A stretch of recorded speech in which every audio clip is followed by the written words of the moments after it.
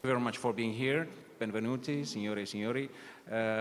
Today's topic, our session's topic, is human resources and labor markets. We have a 45 minutes strict timing, and I will have no mercy policy. So each of you have approximately 9 minutes, and then I will cut from my share, okay? Human resource in competition law has become a crucial forefront and crucial practice in the last, let's say, depending on the jurisdiction, last 5 to 10 years, maybe in other jurisdictions 15 years. But we will have a round of different jurisdictions and blocks, let's say, to analyze whether it's really a search, a quest for labor mobility and innovation, or it's just seen as a by-object competition infringement, especially when it's wage fixing. So we will look at different aspects and what has happened in different jurisdictions to come to a solid understanding after the panel is over on whether the thinking is reflected to the practice, especially in the courtrooms, in the analysis of the competition authorities. So let me start with, I will introduce each of you when the word is yours, but Valeria Losco, you are a competition advisor at Freshfields US, so you're based in DC. The United States seems to be the inspiring jurisdiction in HR practices, as far as we know. I would like to hear what has been the triggering event in the United States to focus on this. There has been any caseload that we can call a success or failure, or is it true to call it a success or failure? And also differentiate between the specificities or of the U.S. jurisdictional system. You have criminal and civil prosecutions. I think that especially in the criminal side, there has been ups and downs of the DOJ.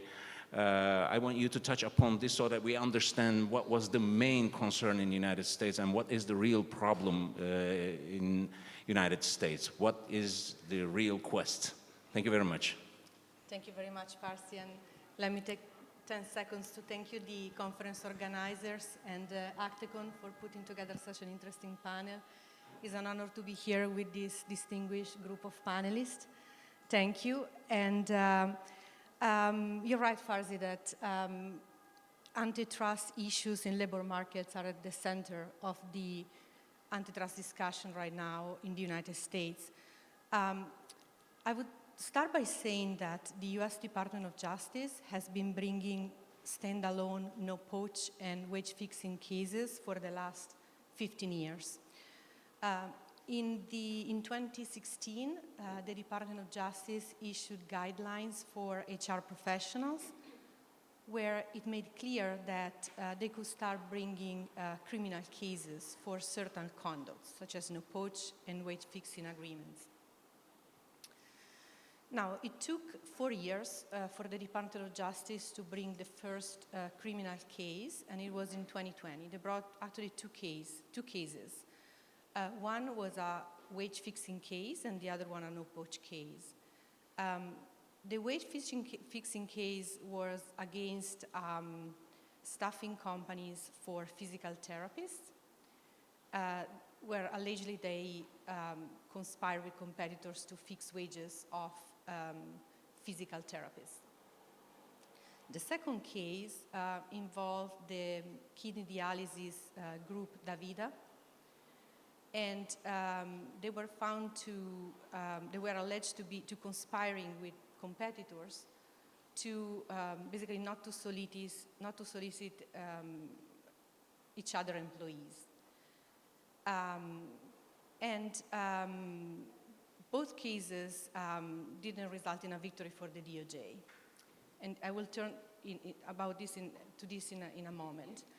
4 or 5 other cases, similar cases, were brought after these two cases. all of them, except for one exception, were in the healthcare industry, again in the staffing of healthcare professionals. And DOJ only had one victory in court in 2023.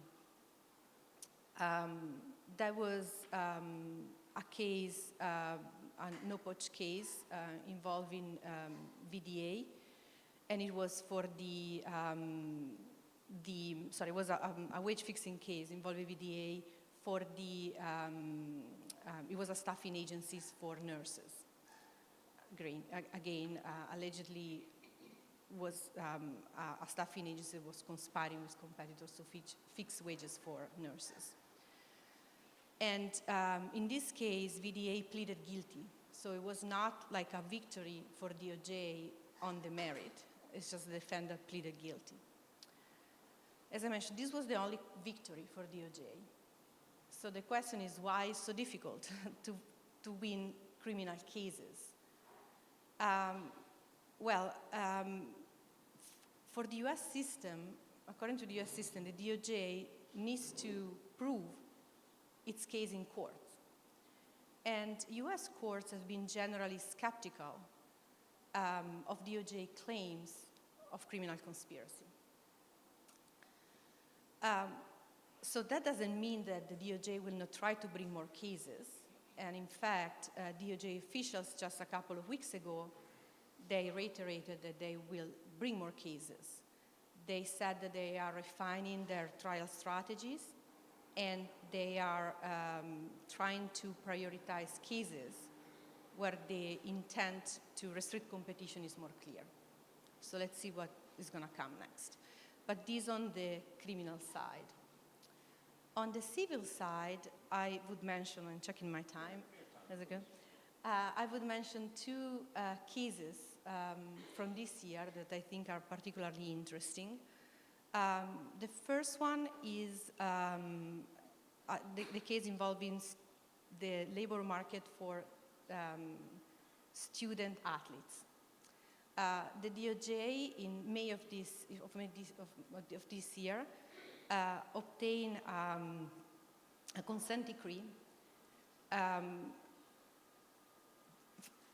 declaring, basically obligating the national college athlete associations not to enforce the transfer eligibility rule that requires student athletes to play games, to wait 1 year to play in a game with a new team if they transfer at least twice within Division I schools.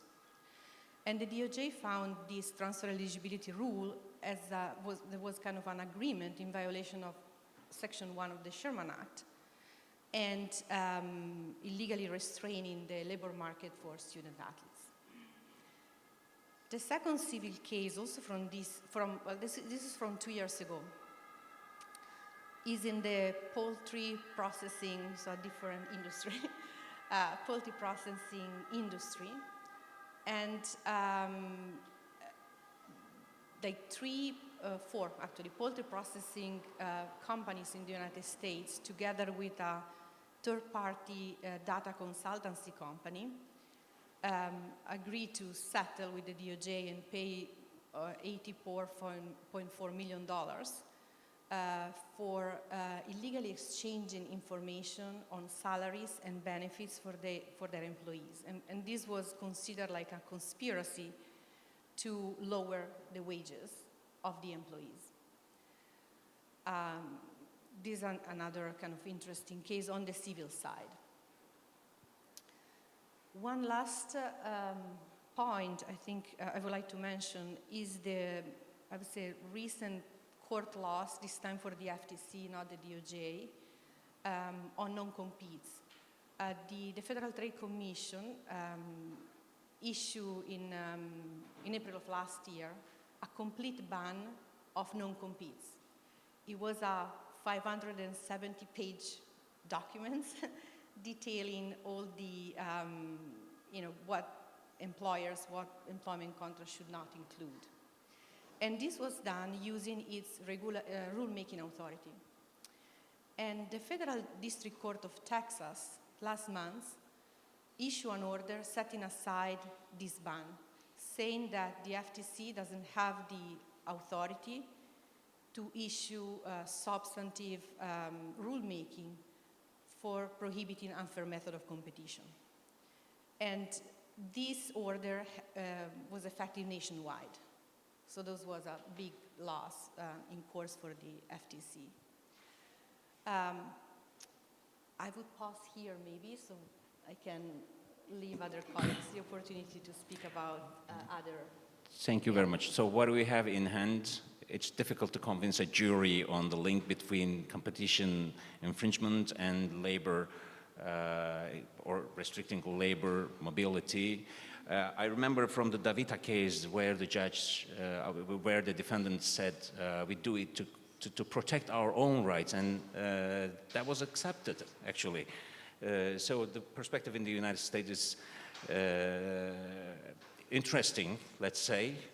But I want to turn to Pınar. Pınar, you're a judge at the Competition Appeal Tribunal in the UK and an academician at the Leeds University, a professor of competition law. So with all those titles, we know that there has been a struggle going on in the United States for 15 years, but CMA had conducted its own analysis and put together some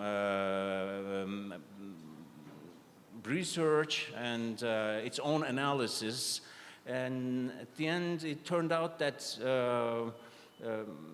comparing US perspective and UK perspective has become important, maybe for other jurisdictions. So what did you find? I mean, what have you seen in the United Kingdom in terms of human resource and competition law of intersection?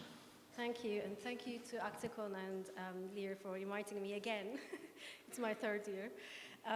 I should start by noting that I don't speak on behalf of the Competition Appeal Tribunal, so whatever I say cannot be attributed to the tribunal or to the CMA, because I have no involvement with the CMA.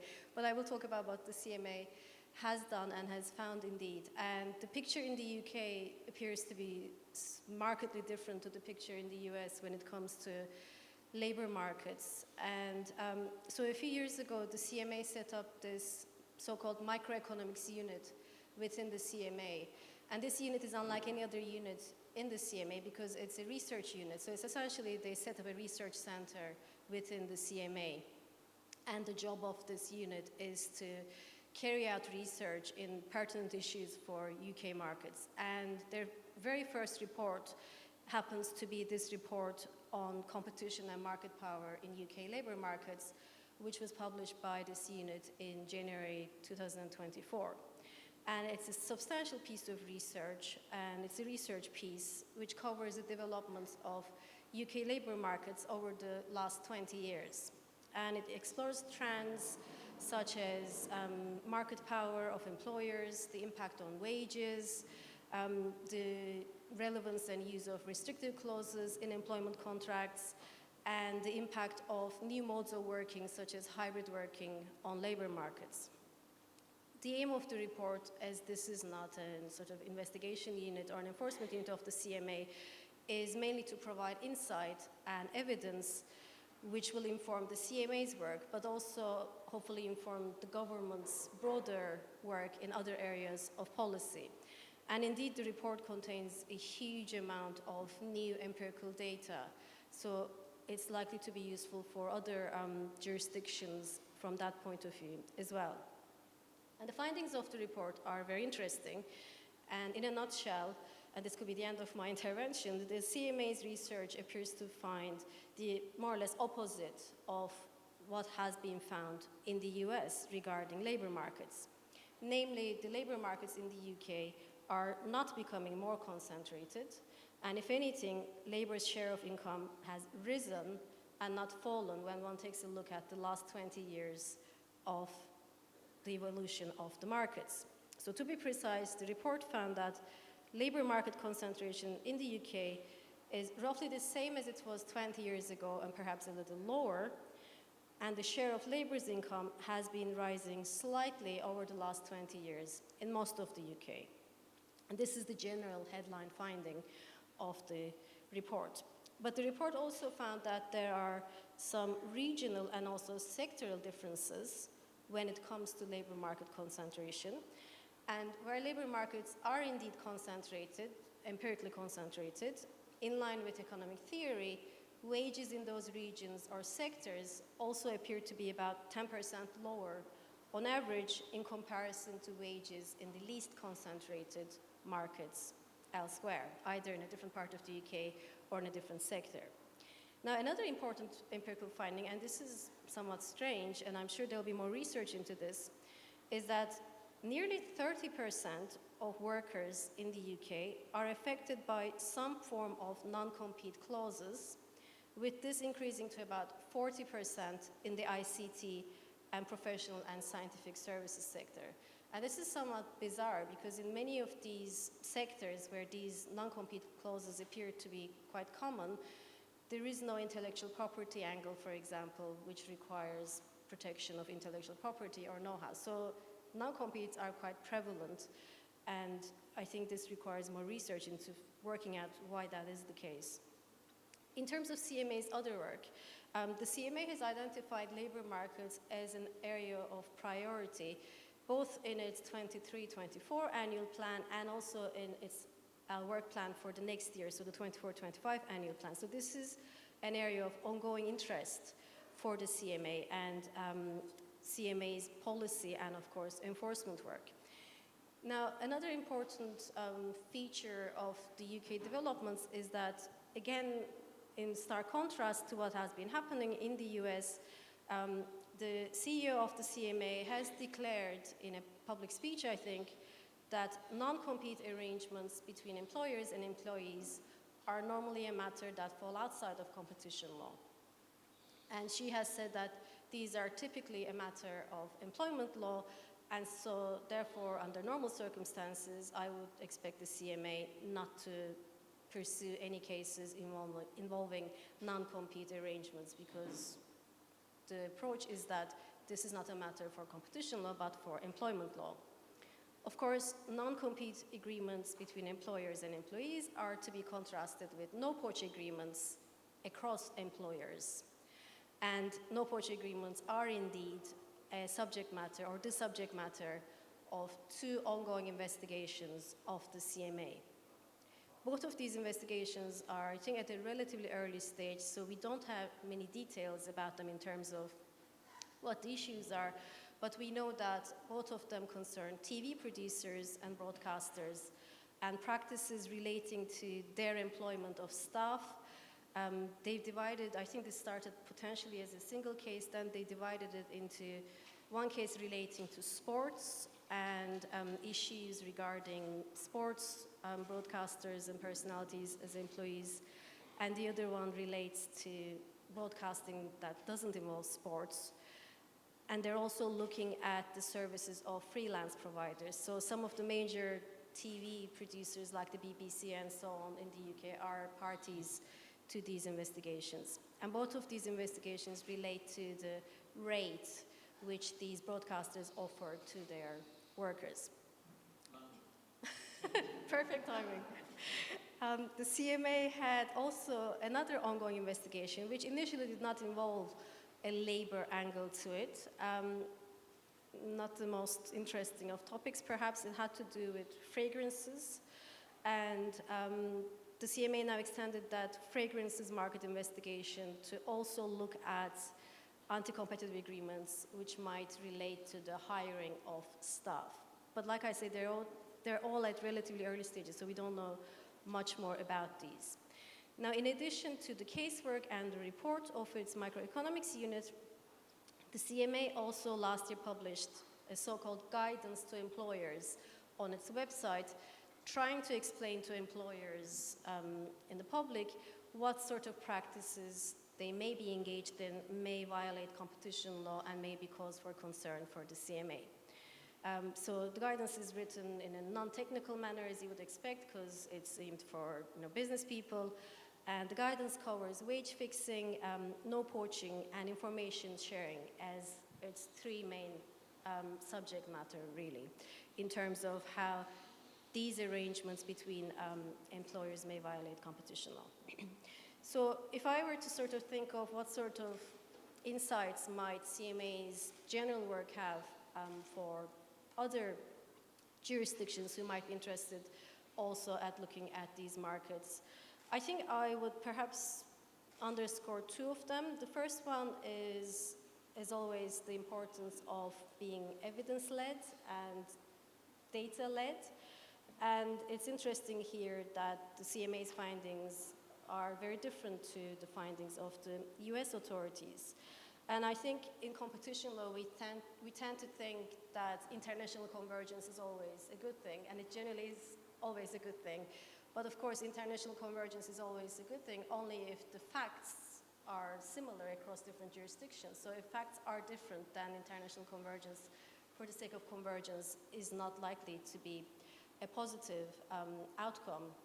So the idea, I suppose, or the lesson is that any other competition authorities, before thinking of how to intervene in labor markets, should probably undertake their own studies of their markets so that they have the right empirical data on which they can build their own sort of country-specific solutions. The other, I think, insight from the CMA's work is that not all problems to do with markets are competition law problems. And it's important that in areas like this, where the issues sort of transcend borders of different policy areas and different laws, that we have channels that are available to, for example, competition authorities, through which they can influence broader government policy making. So in the case of non-compete, for example, the CMA has declared that this is not a competition issue, but in parallel to that, the UK government, or at least the former government, was looking into actually issuing legislation, enacting legislation, which would limit non-competes to 3 months post-employment. So there, I think it's important that we have channels between authorities such as the competition authority, and it applies probably to data protection authorities, consumer protection authorities, through which they can feed into the broader policy work of the government, rather than seeing a competition law problem every time there's a problem with the market. And I'll leave it there. Thank you. Thank you very much, Pınar. It's good to see an authority being reluctant on taking action, but basing its stance to empirical studies first. Thank you very much for your clarification. And I will jump to EU. Ermelinda Spinelli, you're a partner at Freshfields, and you're concentrated on EU law and Italian law. So maybe we can have a little bit of an Italian aspect of the approach of Italian Competition Authority as well, but what we are focused on is what is the EU's approach. We know that there are not much of a EU-wide action or policy-taking necessity in Commission's head or planning, but with the new Commissioner, is it a new page to redesign an HR policy, and what happens in jurisdictional-based, member state-based authorities? Maybe you can pick 1 or 2 cases that might be a good example. Thank you very much. Yes, happy to do so. Thanks for having me here. I think the short answer to your question is, which was a long question, is, okay, there are no EU cases yet. There are clearly a few cases in the pipelines. I think they were announced in 2023. There were inspections in the food delivery sector, and the European Commission issued a press statement to make it clear that the investigation was inter alia about no-poaching wage fixing. So that's one case that's clearly in the pipeline. Another case which involves the European Commission and other authorities around the globe concerns the fragrance sector. And also in this case, the public information made it clear that there are elements about no-poaching and wage fixing, which brings me to a broader point. So I think looking at the title of our panel, expanding the scope of competition law, one could say that 101, Article 101 in the EU has always been there, but true, there weren't cases. I can see that we have cases in the pipeline, and also the attention to individual, not only as consumers, but also as workers, kinds of fit in, the way I see it, in the broader policy commitments, not only with the European Commission, but also looking at what is happening, as you pointed out, at national level.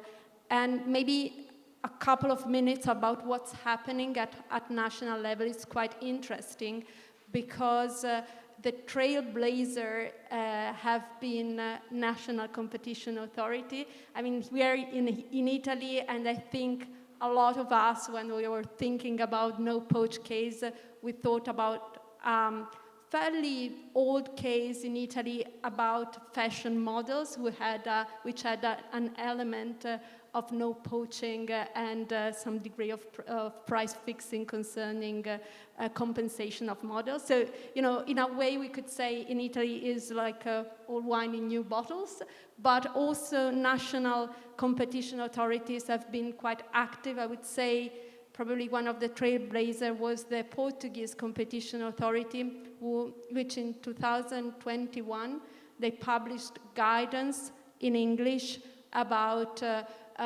how to be on the right side of competition law in terms of arrangement concerning workers. So that was already a couple of years ago. There's been a study by the Nordic Competition Authority in this field, and that's also available in English. And then there's enforcement action. There are many. I can't possibly list them all, but you know, just to give you a flavor of what's bubbling in Europe at national member level, maybe I can select. There's a Spanish investigation against an association of independent private schools for allegedly engaging no-poach agreement, which limited the reciprocal hiring of professionals amongst its members. So we're talking about school teacher. I think a couple of years ago, some association of Czech travel agency nudged, let's say, by the National Competition Authority, deleted from the code of ethics some sort of fair play rules whereby they wouldn't proactively approach each other employees. Another case, which I think is quite interesting, is still in the pipeline. There were down rates in Romania for an alleged cartel, which involved 7 automotive engineering and technology provider for the specialized labor force market in the motor vehicle production. And just a couple of weeks ago, I think it was on 11th September, the Belgian Competition Authority carried out down raids at bus company. And again, they made it clear in the press statement that this also concerned no-poach wage fixing element, which brings me to our one case is that, you know, it's not in the pipeline, but the decision has been adopted, and I think it's quite interesting. It was a case announced in July this year by the Belgian Competition Authority, where they fined 47 million euros some private security company for alleged cartel lasting more than 10 years, which was not limited to no-poach and wage fixing, but had an important element of no-poaching there. So we have also a case which has a significant angle, which is out there, which brings me to a practical point, which to my knowledge hasn't come out so far, because as I said, so far, like the fashion case, I mentioned this recent Belgian case, no-poach was part of a broader cartel infringement, but what if the core of the infringement is just the no-poach? How do you calculate fine? And my theory, but you know, it's for discussion, is that it wouldn't be fair or proportionate to look at the overall turnover of the arrival on goods, because if we look at it, in a way, it's a purchaser cartel.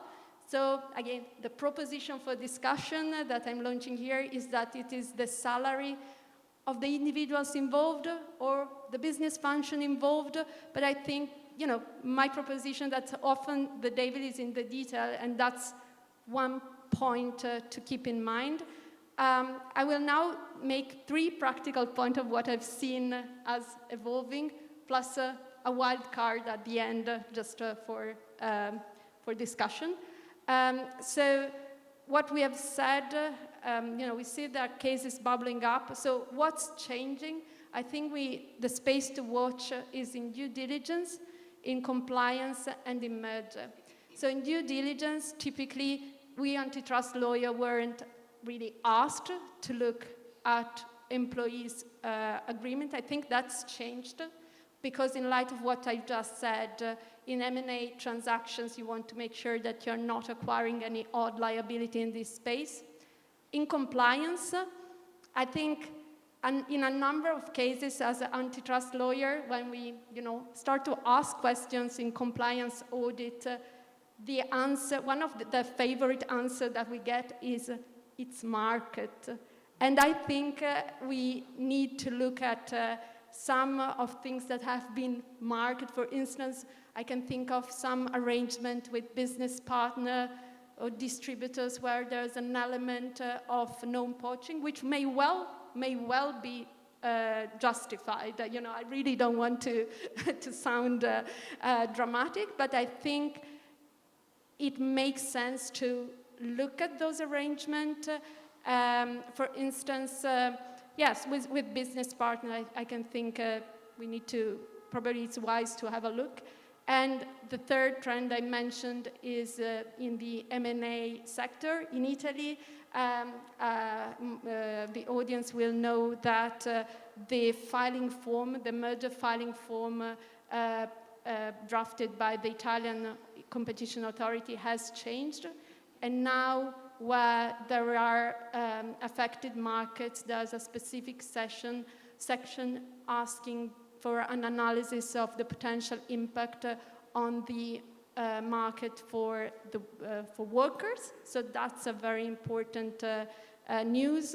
I think we've also read I think it was May this year, the Dutch Competition Authority opened a phase 2 investigation in a large media tie-up, and one of the theory of harm is about the purchase of buyer power in the labor market post-acquisition, which apparently could lead to weaker prospects for employed and freelance journalists. So that's another trend I can see. And the wild card that I left at the end is, I think the Italian here will have guessed, there's a very interesting case that the Italian Antitrust Authority opened in July this year for unfair consumer practices, so outside of the antitrust world, but they opened an investigation against some fashion houses because the theory is that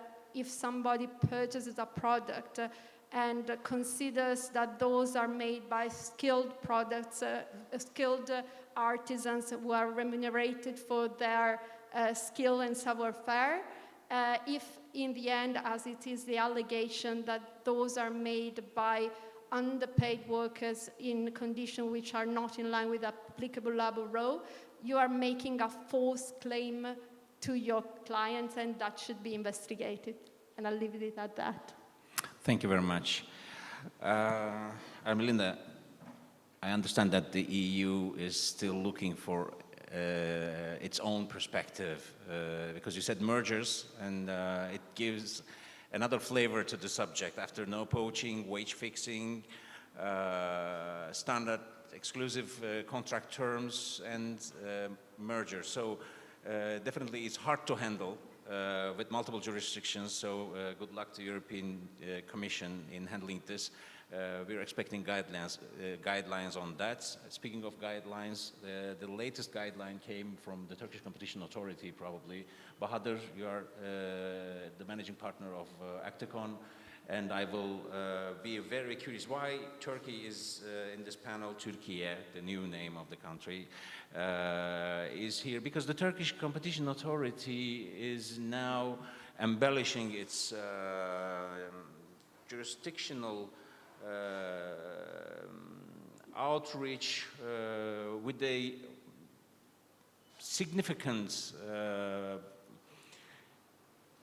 sign of attention to HR policies of companies from different sectors with multiple investigations. That's why we picked Turkey as one of the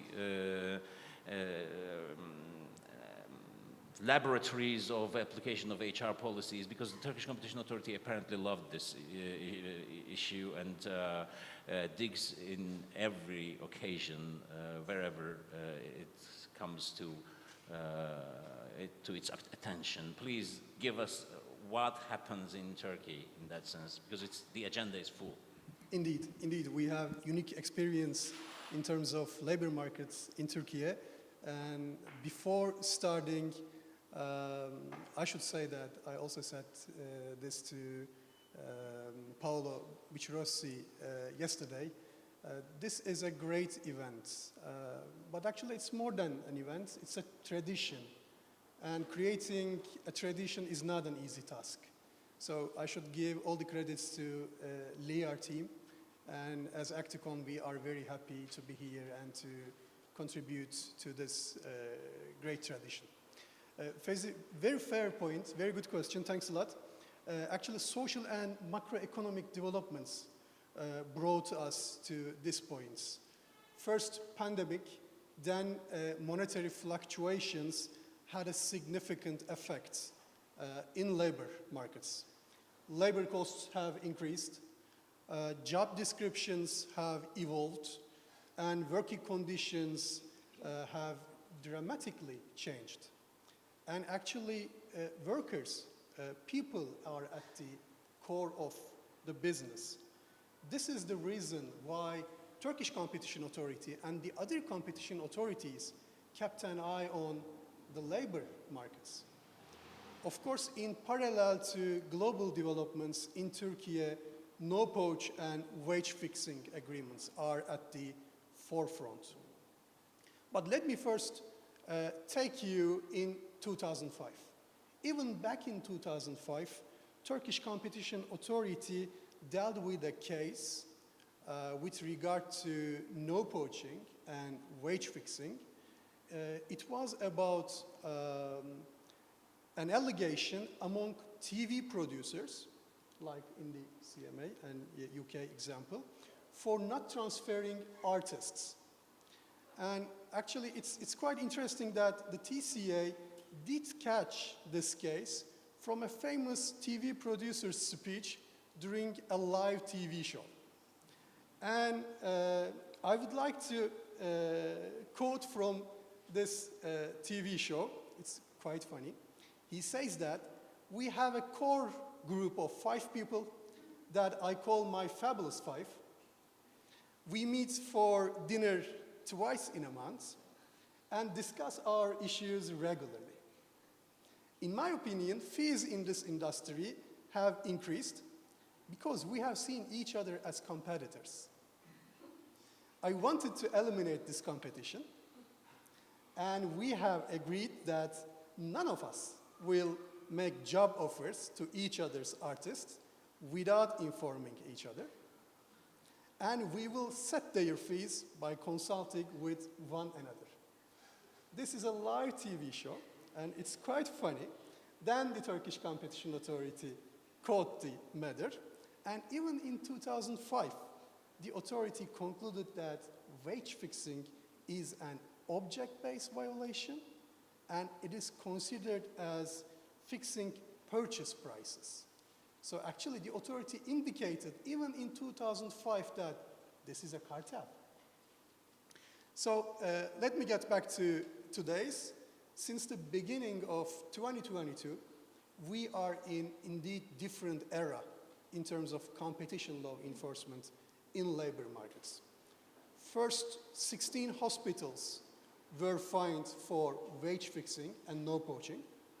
Then 27 undertakings, mostly digital platforms, were fined again for no poaching. And also many IT and telecom operators got fined for no poaching as well. So these are all the cases within 2-3 years in Turkey. Plus, we have ongoing cases, ongoing no poaching investigations within different sectors, like in pharma, ready-mix concrete, chemical admixtures. So this is quite interesting because we can see investigations in the most technology-related markets, like pharma or digital platforms, but at the same time, we can also see the very same investigations in the most conventional sectors, like ready-mix concrete.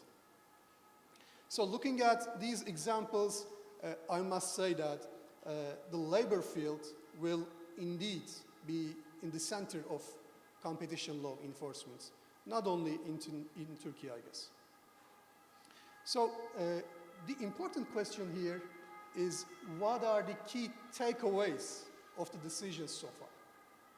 So the first one, maybe the most important one, no poaching and wage fixing are object-based violations, and they are regarded as hardcore cartels.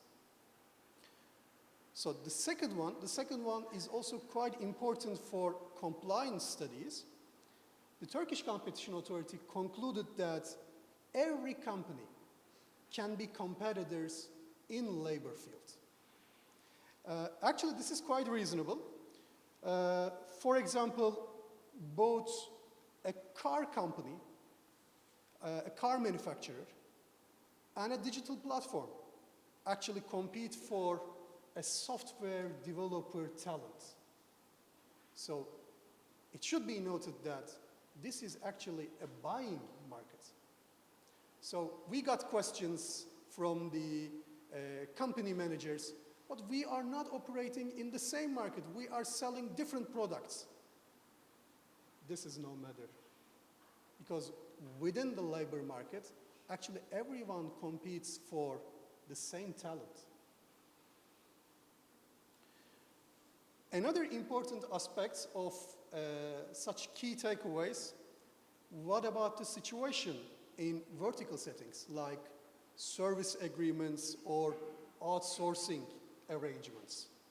Actually, these are quite important and regular for companies' daily operations. And no-poach clauses are very common for such contracts. Actually, this is also quite understandable. Imagine you have a service provider company and you send a project team to your customer to do your business. And one day you see that your staff got hired by your customer itself. This is quite common, or vice versa. So the parties of such vertical settings should objectively protect their own interest, their own human resources for a healthy operation, for doing business in a healthy way. But then the question, how can I do that by complying competition rules? First, no-poach provisions in service agreements or outsourcing agreements shall be limited to the project team, like specific people, providing the relevant service within that agreement. And how should I design the duration of no poaching in that specific service contract? This is the second matter. It should be limited to the project duration, and the parties should be very careful for a duration going beyond the project timing. So the most important points, it should be limited to the project team, and it should be limited to the project duration. So I must say that proportionality and objectively designed no-poach clauses are the key factors for competition compliance in vertical settings. Yeah, I'm finishing here. And let me thank to my great colleagues for the great contribution. And also, thank you for having us here. Thanks, Ed. I will wrap up in 1 minute. So, thank you very much. The guy has bold words back in 2005, but yeah, these were the first years of the Turkish Competition Authority, and they were not letting go anything related to antitrust here. I've found myself one day asked to provide advice on how to align patent improvement bonuses for workers among industrialists. So that was a platform to create a standstill in patent improvement of workers. So it's a sniper shot to innovation part of the matter. I left the table, of course. Thank you very much to all. So you added another flavor, which is the vertical agreements and no poaching in those service agreements. Accordingly, I see that there is no one-size-fits-all stance for any authority. In the US, the FTC is reminded of its regulatory outreach power. Same happened in Illumina Grail in mergers in the EU. So regulatory outreach and judicial fight, these are different things, but and the CMA's heavy emphasis on empirical studies and taking action based on that, and Turkey's strict stance on how clear is wage fixing as being nominated as a by object yes, of course. So nobody says no to those, but everybody takes HR from a different handling perspective. It's potato, but it's hot, so everybody takes its own glow to touch it and to manage it. So thank you very much for your patience. We will have a great lunch upstairs. Thank you to all my guests.